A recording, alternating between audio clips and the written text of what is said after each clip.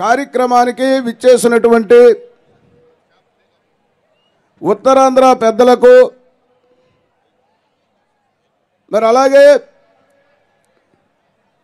తెలుగుదేశం కార్యకర్తలకు జనసేన కార్యకర్తలకు జనసేన నాయకులకు అందరికీ ముందుగా నా హృదయపూర్వక ధన్యవాదాలు తెలియజేసుకుంటున్నాను. రా కదలిరా ఈ నినాదం 1982 తెలుగుదేశం పార్టీ స్థాపించినప్పుడు స్వర్గీయ అన్న నందమూరి తారక రామారావు గారు పిలుపునిచ్చారు. మొట్టమొదట తెలుగుదేశం పిలుస్తుంది రా కదలిరా అని. ఆ పిలుపుతో యావత్ ఆంధ్రప్రదేశ్ జేజేలు పలికింది. మరి ఇప్పుడు తెలుగుదేశం జాతీయ అధ్యక్షుల వారు నారా చంద్రబాబు నాయుడు గారు, మాజీ ముఖ్యమంత్రి వర్యులు మాన్యశ్రీ నారా చంద్రబాబు నాయుడు గారు రా కదలిరా అని చెప్పి పిలుపునిచ్చారు. ఆ పిలుపుతో జనం ఆంధ్రప్రదేశ్లో ఉన్నటువంటి ప్రజలందరూ కూడా కదలి వస్తున్నారు. ఎందుకు కదలాలి? దగాపడ్డ రైతు బాగుపడాలంటే కదలి రావాలి.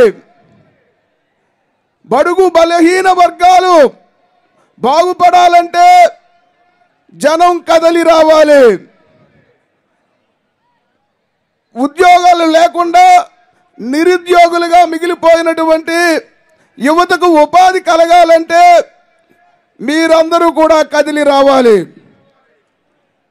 ఈరోజు అన్ని రంగాల వారు కూడా ఈ 4.5 ఏళ్లలో ఎన్నో కష్టాలు నష్టాలు పడ్డారు.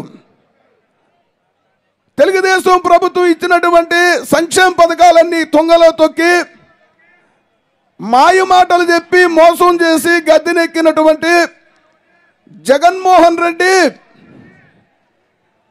ఈరోజు వాళ్ళ నాయకులకు కూడా మాయ మాటలు చెప్పి గడప గడపకు పంపిస్తున్నారు. ఈ గడప గడపకు వచ్చినటువంటి వైసీపీ నాయకులు ప్రతి ఇంటి దగ్గరికి వచ్చి ఒక పత్రం పట్టుకొని వస్తున్నారు. ఆ పత్రాన్ని నీకు ఆరోగ్యశ్రీలో ఇంత వచ్చింది, నీకు అమ్మఒడి ఇంత వచ్చింది, ఆసరా ఇంత వచ్చిందని చెప్పి మనకు లెక్కలు చదువుతూ ఉన్నారు. కానీ ఇచ్చింది చెబుతున్నారు తప్ప మన దగ్గర నుంచి మనల్ని మోసం చేసి ఈతకాయ ఇచ్చి తాటికాయ లాగేసింది మాత్రం చెప్పడం లేదు. ఈ 4.5 ఏళ్లలో ప్రతి మనిషి పెరిగిన ధరల వల్ల, నిత్యావసర సరుకులలో పెరిగిన ధరల వల్ల, కరెంటు ఛార్జీల వల్ల, సిలిండర్ల మీద పెరిగిన డబ్బులు కానీ, డీజిల్ మీద పెరిగిన డబ్బులు కానీ, పెట్రోల్ మీద పెరిగిన డబ్బులు కానీ సగటున ఒక్కొక్క మనిషికి లెక్క పెడితే 72,265 రూపాయలు ఒక్కొక్క మనిషికి సంవత్సరానికి లాస్ వస్తుంది. ఆయన ఆసరా ఇచ్చినా అమ్మఒడి ఇచ్చినా ఒక ఇంటికి మహా అయితే 30,000 రూపాయలు ఇస్తాడు, అంతకన్నా ఎక్కువడు. 72,000 మన దగ్గర లాగేసి 30,000 రూపాయలు మనకి ఇస్తే మన ఇంటికి వచ్చి జగన్మోహన్ రెడ్డి బొమ్మ తెచ్చి మన ఇంటికి అంటిస్తున్నారు. మరి 30,000 ఇచ్చి జగన్మోహన్ రెడ్డి బొమ్మ మన ఇంటికి అంటిస్తే మనకి ఇంకా 40,000 రూపాయలు లాస్ అయ్యాం. మరి మన బొమ్మ ఎవడింటికి అంటించాలని చెప్పి మీరు అందరూ ప్రశ్నించాలి.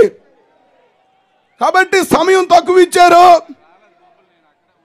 మీరందరూ చంద్రబాబు నాయుడు గారిని మళ్ళీ ముఖ్యమంత్రి చేస్తే ఈ రాష్ట్రం అభివృద్ధి చెందుతుంది, యువతకు ఉపాధి కలుగుతుంది, అన్ని రంగాల వారు బాగుపడతారని చెప్పి సవినయంగా మీకు ఈ సభాముఖంగా తెలియజేసుకుంటూ మీరందరూ రాబోయే రోజుల్లో సైనికుల్లా పనిచేసి జనసేన కార్యకర్తలు కానీ తెలుగుదేశం కార్యకర్తలు కానీ అందరూ ఈ రోజు నుండి ఖచ్చితంగా ఎలక్షన్ రేపే వస్తుందన్న కష్టపడి పనిచేసి జనసేన తెలుగుదేశం ప్రభుత్వాన్ని మనం ఏర్పాటు చేసుకోవాలని చెప్పి మీకు మనవి చేసుకుంటూ సెలవు తీసుకుంటున్నాను.